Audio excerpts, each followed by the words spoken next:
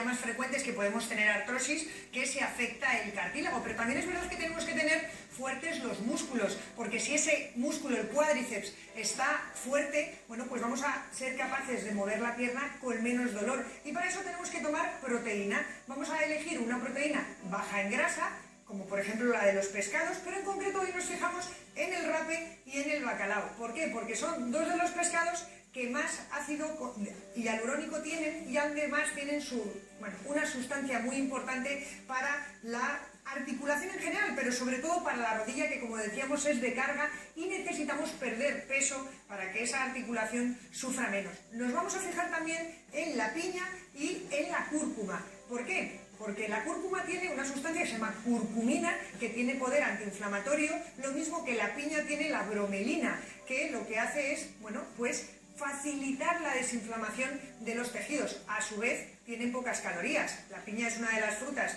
más hipocalóricas que hay y la cúrcuma, bueno, pues es una especie que la podemos utilizar, por ejemplo, en lugar de la sal. De esa forma tampoco vamos a potenciar la hipertensión arterial que suelen tener las personas con sobrepeso. Y lo más interesante es que si las tomamos juntas, la piña y la cúrcuma se potencian mutuamente y su capacidad antiinflamatoria es mayor. Así que con estas tres cosas yo creo que podemos formar un plato muy sabroso para nuestras articulaciones.